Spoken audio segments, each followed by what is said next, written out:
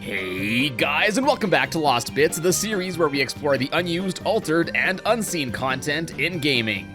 This video is a follow-up to my first video on Deltarune Chapter 2, in which I covered a whole bunch of unused graphics and audio, so if you haven't seen it yet, I definitely recommend you do so. But anyways, here we are with part 2 with even more unused goodies. So, smash the like button if you're a big shot, go grab some potassium, it's time to find some more Lost Bits.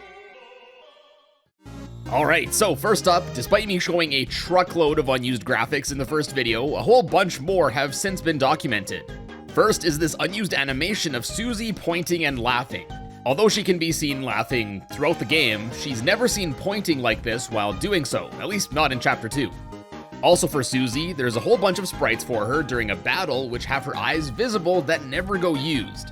Now, for the most part, Susie's eyes are closed throughout the chapter with only a few instances where they can be seen. So it's interesting that there's this whole subset of graphics labeled as Susie B instead of just Susie in the file name, and I believe the B suffix is for sprites that are used during encounters. Next up is this mock-up sprite of Birdly in his coaster. What's extra interesting about this sprite is that it's actually using what appears to be an early version of Birdly's Dark World design, as a few small changes can be noted, like a few different armor details, as well as the color of his feathers here being a darker blue, the same color seen in his Light World design.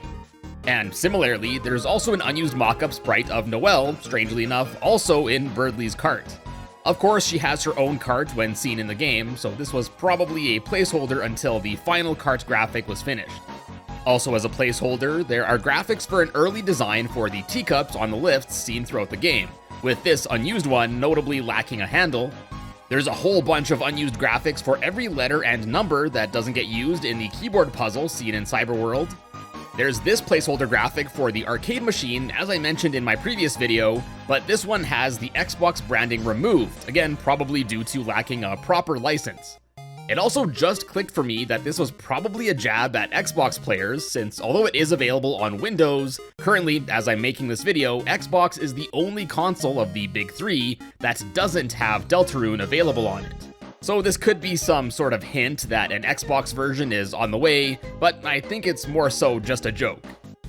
Next, we have this set of early graphics for the task painting seen in the Queen's Mansion, graphics for these early legs for the traffic cars in Cyber City, early versions of the trash seen in the trash zone, and finally an unused graphic of Toriel facepalming. Toriel is seen facepalming near the start of the game, but there she is holding a tin with a knife on it. And while it's not 100% clear where this tin and knife-less one was going to be used, based on the file name listing it under cutscene 30B, it looks like it was meant for the cutscene when returning back to Chris's house after all of the events in the Dark World. Now moving on, next up are some more audio files that don't get used in Chapter 2 here. For the longer stuff, there's an unused audio track simply titled Audio Menu, and based on the quite clear file name as well as how it sounds, it's likely an early version of the menu screen music for Chapter 2. Despite this though, the melody here sounds a lot more akin to the Game Over music, so perhaps that theme was once planned to be used for the main menu. What's extra strange is that this file was only found in the initial Mac release of the game. Anyways, here's a quick comparison between it and the Game Over theme. Let me know what you think.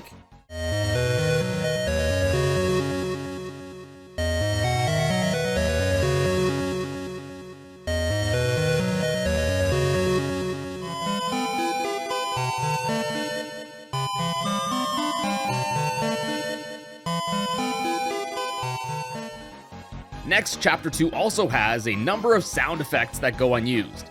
There's an unused sound of Lancer audibly coughing, several unused sound effects for the Queen,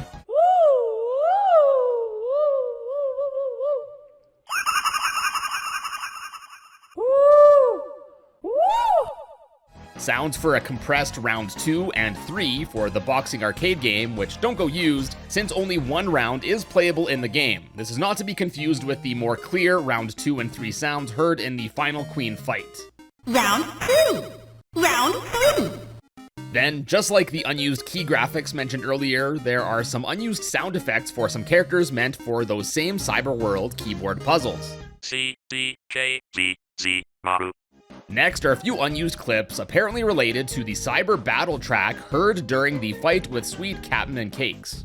These don't seem to line up with the version of cyber battle that's heard in the game, and they don't sound like much on their own, but when combined, it almost sounds like these could have been parts of another scrapped track.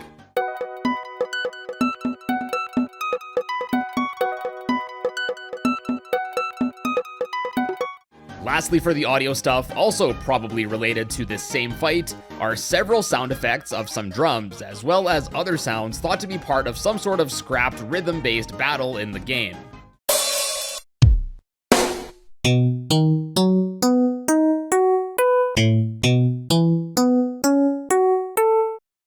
Unused Text fans rejoice, as this game has a whole bunch of text strings that aren't normally used, some which reveal some pretty cool stuff. First are some unused bits of unique dialogue for the Castletown cafe owner seeing Noelle. Basically, if you ask the cafe owner for a recommendation, a random member of your party is chosen for the owner to make a remark towards. Since you can never normally visit Castletown with Noelle in your party, these of course don't get used. But with a little bit of save editing, you can actually still force them in. Anyways, this unused dialogue has the cafe owner recommending that Noelle get the cinnamon eggnog. And he also mentions that they've shaved some candy cane on top for some extra flavor. Similarly, there are a bunch of other unseen bits of text for items that Noelle can never normally use, mostly since they are only obtained in the game after Noelle leaves the player's party.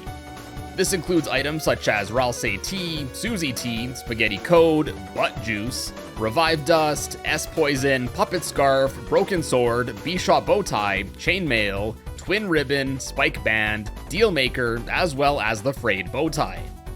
Interestingly, there's also leftover bits of text for Noelle for several items that went unused in Chapter 1 but are still left over.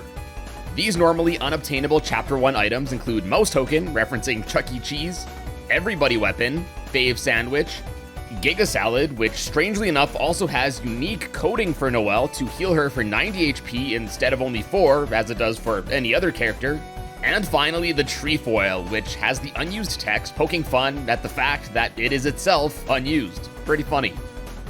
Next up is a strange sequence of unused text strings given the names unused/unused GML 1 through 10, not so subtly announcing the fact that they are, in fact, unused.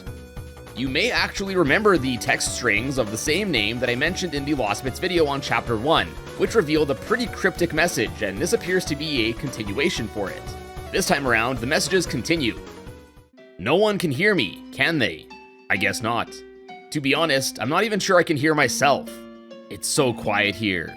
And yet, sometimes, I swear I hear something. Something like scratching?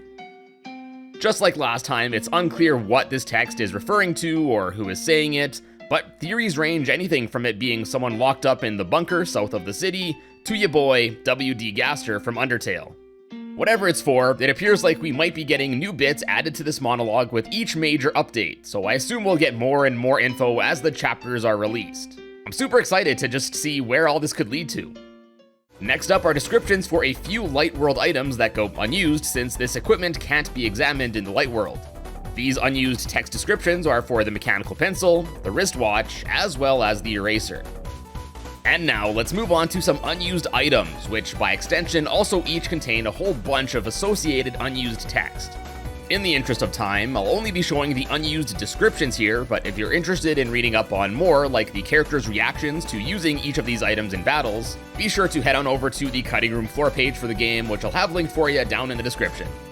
Anyways, back to the unused items. For weapons, there's the Twisted Sword, which would grant the user plus 16 attack, as well as the Cheer Scarf, which only adds 1 attack and 2 magic, but also has the added ability of gaining more TP from critical hits.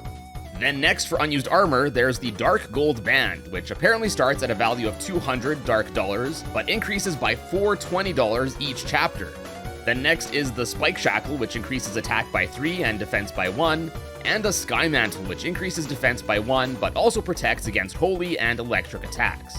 Then for unused consumable items, there's a Java Cookie, which heals 100 HP for Chris or 90 HP for any other character, Tension Max, which is a better version of Tension Bit or Tension Gem, which increases TP to 100% in battle, Revive Bright similarly was to be a better version of Revive Dust, as it would revive all downed party members to 100% instead of Revive Dust's measly 25%.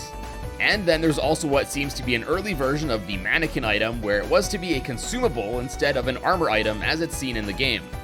Next, there's also an unused item called Pure Crystal.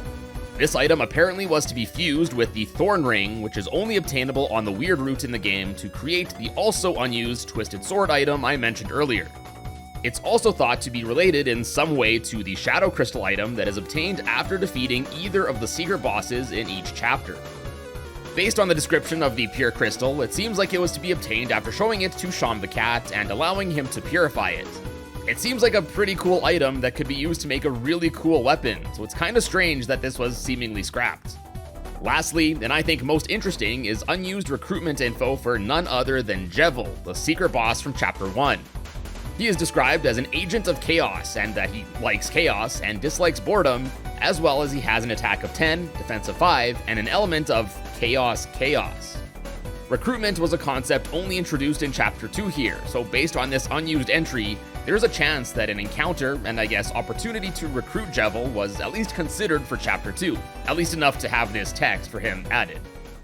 And now, finally onto one of my favorite parts of this series, let's check out some unused rooms in Deltarune Chapter 2. Chapter 1 and Undertale both had some really cool areas, and let me tell you, Chapter 2 does not disappoint. We got a heap to go through, so buckle up. Going in internal order, first up is of course the dog check room seen in Chapter 2 here. Basically, this room appears when the game detects something like a corrupted save file or a room that isn't supposed to be playable, and then we get to see the annoying doggos just stroll around in their little cars. Next up is Debug Choicer Light as well as Debug Choicer Dark. Now, besides being able to toggle between the light and dark world sprites at first, I couldn't really figure out how to work this room, and it seems like something is missing in the files, as pressing space to test the choicer always crashed the game. But after checking out the choicer text file, it becomes clear that these rooms were likely used to test the text boxes where you have to make a choice in, which I guess checks out given the name of these rooms. Then there's both Debug Smallface and Debug Smallface Dark, both of which appear to be missing the Smallface text file that's required for it to work properly. That said though, pressing the space key here produces a nice little sound effect. Also, after adding a file titled smallface.txt into the game with just whatever written on it, although it still didn't work as intended I guess, it does give us more insight into what this is. This appears to be another text tester, and based on the name, I'd reckon it's to test the small character faces seen during dialogue. Next up is Debug Battle Balloon, and as the name implies, this is a debug room to test how text balloons appear during an encounter. Here you can move the text boxes of the enemies around, and by editing the text file, you can make the balloons test whatever text you want. It's pretty neat. Next, there's Title Placeholder, which, as the name implies, is a placeholder for the title screen. If the game's debug mode is enabled, which we'll of course come back to later, the players also offered the option to go back to the title screen or to move on to the next room, which is known as Battle Test. Here you can of course test any of the battle encounters in the game, both used as well as unused. So while we're here, let's also quickly go over all of the encounters that are never used in the game.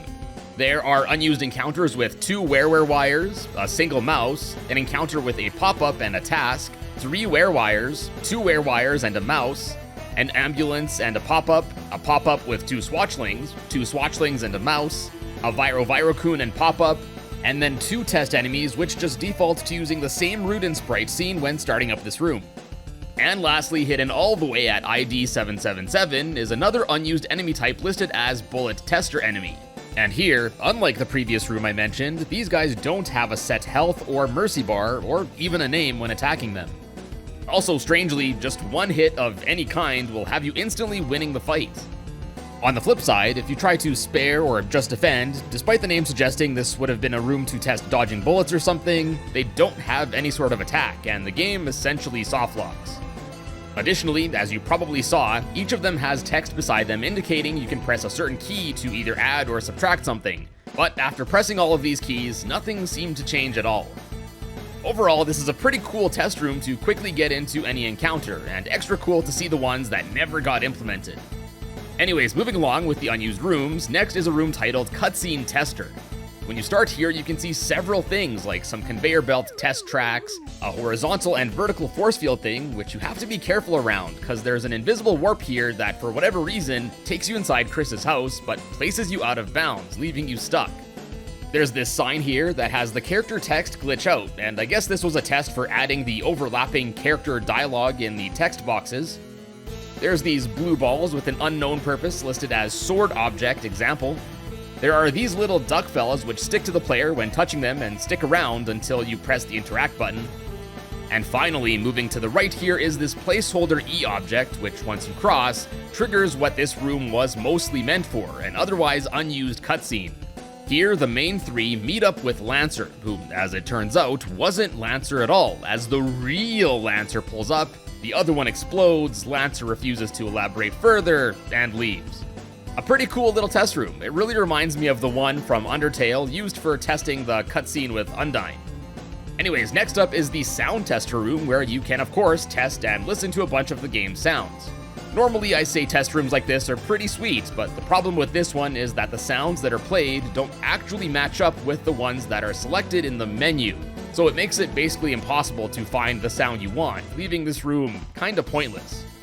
Then next is Sprite Tester, and I couldn't really figure this one out myself, but it looks like it's a way to test and edit the hitbox of a given sprite.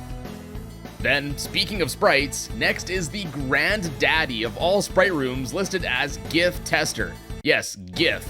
And this one has virtually all of the game's sprites and animations listed in this room. Here you can scroll through and even search for anything, both used and unused. It was honestly pretty fun to just scroll around and see all of the different sprites so quickly.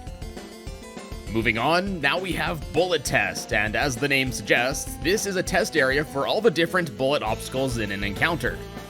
This is actually the same fight from the battle test I mentioned earlier, but here we can actually toggle the values of the enemies, and this changes which attack is performed. You can change the difficulty level, how many enemies are attacking at once, and some attacks even cause the enemy to change to another, like Spamton. A really cool room, even if you just want to practice dodging certain attacks. Then next is not one, but two test rooms for the teacup elevators, with only the first sporting this fancy checkered background. The first one is also just a really basic test of going up and down, while the second one introduces obstacles to avoid, as well as the arrows to try and touch. Next, we have a simple room serving as a test for one of the spotlight puzzles seen in the Queen's Mansion. Then next is GMS2 Test, which is a strange test room with another default Rudin enemy in a weird room with a bunch of, I guess, mouse holes. Then we got Cutscene Tester B, which is just a long hallway with this time a much less interesting cutscene, if you can even call it that, which just has the characters turning around a bunch of times. Then next is Debug Color, which serves as a test to cycle between all the different colors for a swatchling. Then there's Debug Battle, which just serves as another battle against the test enemies, but here if you try to attack them, it results in a soft lock for some reason. Debug LOC is what looks to be a replica of the hallway in Chris's house, though there's not much else you can really do here as you can't access any of the doors. A listing for Toriel's room exists, but it's unfortunately completely empty, as is the room from the northwest area of the Light Town, I guess probably this house, as well as a room apparently for the apartment complex. There's an unused room for this chapter for inside the closet in the unused room in the school, an old version of the cliff west of the Dark World which has the background graphic weirdly tiled here, an empty, I guess, early version of the hallway with the rooms in Lancer's castle, and also an empty version of Lancer's room there. Then next is Cyber Battle Maze 3, which is a scrapped segment of Cyberworld here. Going left leads to this keyboard puzzle area, so it's possible that there was once planned to be more to Cyberworld after this segment. Going to the right here, exit of this room leads to another unused Cyberworld area, which, based on the name, was probably going to be another teacup elevator area. Normally, we'd be stuck on the bottom here, but with the power of this game's debug mode, we can go up and see a bit more of it. There's unfortunately not too much more to this room other than these platforms, but going to the next area by going to the top right here is Sean's Musical Bullets Tunnel, which, unsurprisingly, is a test room for the rhythm-based bullet things seen throughout this part of the game. And in addition to it being pretty cool to just vibe in, this room references Sean, so I can only assume Sean is a developer that worked on this chapter. Next up is this room with a very large conveyor belt, and based on the name of this room, was also planned to feature some more rhythm mechanics. Then there's this small room which appears to be a very early version of the slide room after the encounter with Sweet Captain and Cakes. Next is an unused room belonging to everyone's favorite blob, Newbert. It's likely that this room was once planned to be used to give the player the fiber scarf after solving the first Apple keyword puzzle, instead of it just being an extension to the puzzle room. Also, this guy here is just a default NPC with some also unused placeholder text, but I assume this was supposed to be Newbert here as well. Next is a simple room with a lone platform, and this appears to be a test area for the rhythm fight elevator just before the encounter with these fellas. And then next is an old unused version of the first Apple keyword puzzle. It's much more basic as it lacks the square obstacles seen in the final version, and completing it will still result in the Apple graphic being displayed, and a thud will also occur. Next is not one, but two unused prototype versions of Cyber City, both of which are just really small areas with not all too much to them. These obviously both served as a mock-up of what the city was to look like. Next, also for the city, is this room, which at first I thought was used, up until I realized all the NPCs spew the default text, and this place has several test enemies which cause the game to crash. Well, I guess it does make sense why I thought this was used, since it's basically a copy of this other room in the game, only with this one, as hinted in the file name, it's a backup of the other room, and this one has two exits up at the top right here. And this scrapped exit at the top takes us to the next room, another almost identical copy of the room used with all the traffic, but again, with this time, two left entrances instead of just the one. Next is another unused city room titled Cheese, which, despite the name, there's no dairy product to be seen here.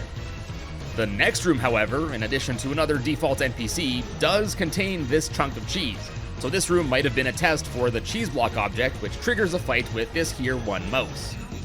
There's this earlier version of the room where Noelle first joins your party, and here there's the default test Rudin again. Then there's, based on its name, some sort of very early version of the inside of Spamton's shop, and I mean very early, as there's almost nothing here.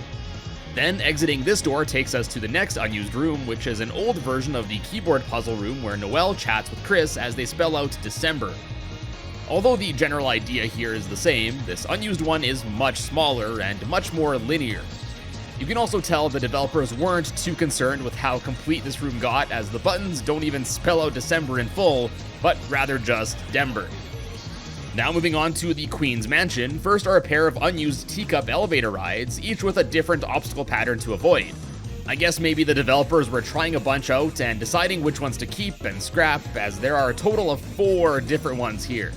What's super weird about Teacup Room 2 here is that for some reason, if you get here as Chris alone, it takes you to an alternate version of this room where the bottom path is missing. And after checking, it looks like the game does a neat trick that if you blink you'll miss, but the path is there, but then after the cutscene with Birdley, it just disappears. Pretty sneaky. Next is this long, empty room that, exiting to the left here, leads to behind this stack of tables. So maybe this was once a continuation from that room. Then there's another small unused room meant for the second floor. There's this early version of the mansion traffic section with a very noticeable lack of traffic, so I guess maybe the devs were just planning out the room layout at this point. Then there's this unused, what appears to be early version of the first room in the mansion that warns you about respecting the pottery. Here, instead of having a dedicated room with the cutscene with the queen warning you, there's only this sign, and then a much more basic pottery maze can be seen after, compared to the one where you have to balance the pot on your head. Surprisingly though, if you don't respect the pottery here, the swatchlings won't actually chase you, they'll just switch animations to sweeping. Next up is a very small room apparently dealing with teacups on the second floor, a small and simple hallway meant for the fourth floor, what appears to be some sort of early hub area for the fourth floor with a save point that, when used, labels this area as Dark World with a question mark. Going down from this room takes you to the entrance of the mansion, while going to the right will lead you to another unused mansion room, this time dealing with these silver serving plate UFO things. Revealing the top left one here will reveal a box, but you can't seem to do anything with it, so I guess this must have been some sort of test area for that one other room in the mansion. A counter also appears in the top left of the screen here when debug mode is enabled, I guess showing how many UFOs are left to be interacted with. Then up at the top here, unfortunately the right door has no functionality, and the left one just results in a soft lock. Next, going to the left from this UFO room here leads us to the next unused room, which is a room basically used to test a Viro-Kun in the mansion. And after clearing that room, next is another mansion room with this door at the top leading us to just a soft lock, unfortunately. But based on the crown here, it was likely an early way to get to the queen fight. Then moving on, next is a room made to test the wire shock attack thing seen specifically in the mansion here, pretty self-explanatory. Then there's an early version of the acid tunnel segment. The beginning here looks pretty much the same and even has a short cutscene, but the kicker here is that you can actually freely walk on the acid all you want. By doing so and moving right, you can see just how unfinished this version of this room is. But unfortunately, you aren't able to consume potassium here, so 0 out of 10 room, never want to see it again. Next up, we got an early version of the room on the top of the mansion looking out to the city, an early version of the mansion elevator, the dog check screen from Chapter 1, then not 1, not 2, but 3 more empty dark rooms. And just when I thought that was it for the unused rooms, the game circles back to Cyberworld with a whole bunch more. So next up is an old version of the room with the 3 teacup elevators. Here, the left and right one both just lead to a lone empty treasure chest, while the middle one leads right to a blue check mark instead of having to do a keyboard puzzle for it. And speaking of keyboard puzzles, next is yet another early unused one. Now this one does appear more further along than the other Apple one I mentioned earlier, as there are some obstacles here, but some graphics are clearly not placed properly, so I guess it balances out. Next we got an early version of the first task battle area, this early save point room, this basic cyberworld area with a few test enemies, this empty area with a long path, another area with a test enemy, as well as a blue checkmark. Then there's this basic maze with a few chests, as well as the hacker. After opening a bunch of the chests, I was expecting them all to be empty, but this one, that isn't normally even reachable without some hacking, actually had a white ribbon for some reason. Also interesting is that it seems the hacker here even keeps track of how many blue check marks you have gotten, so I guess this might have been the original planned room where you'd have to turn them in. Then next are a few more unused rooms for Cyber City. Most just contain stuff like more default enemies and NPCs we've already talked about. Some just appear to be early tests for the traffic stuff. Some are more early versions of parts of the city. There's an old early mansion teacup room mixed in here for some reason, which surprisingly leads to another rather short one in Cyberworld. Then after this is another early Cyberworld room, apparently for testing Viroviro-kun again.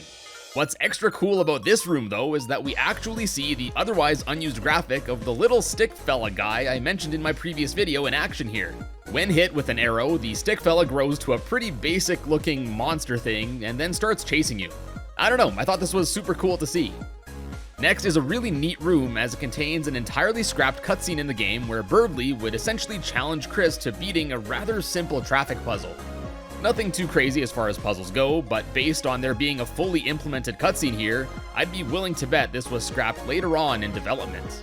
It's honestly a really funny cutscene, it's a real shame it was scrapped. Then next is an old unused mansion storage room with a bunch of tables and such, in addition to a note. Now unfortunately the note doesn't have any proper text programmed here, but perhaps it would have offered some more lore, or more likely some sort of joke. Next is another room where it looks like here a sort of fight was planned to happen with the Viroviro-kun. We see more of the little unused stick fellas, as well as another unused sign that I think says Cyber 2 or Cyber Z. When hit, the text transforms to say what looks like virus, though it's written rather poorly.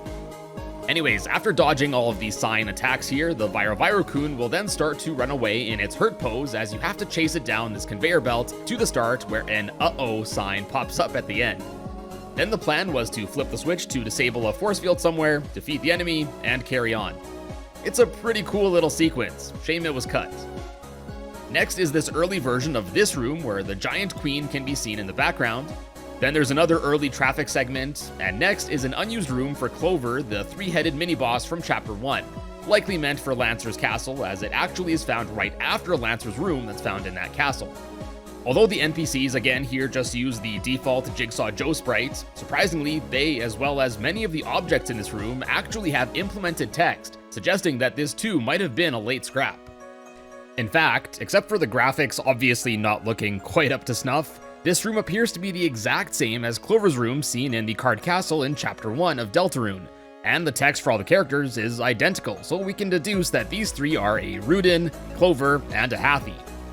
Since this room is somewhat left over, I guess maybe it was once planned to be accessible in this chapter as well.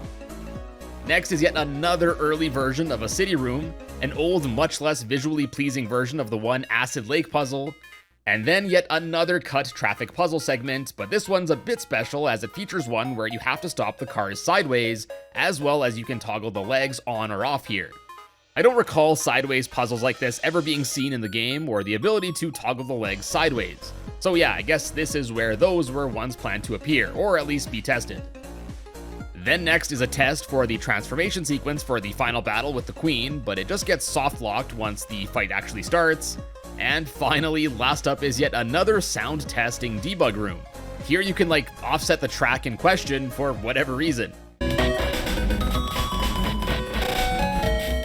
And oddly, despite it saying that I could change the selected track, pressing the up and down arrow keys unfortunately didn't actually change it.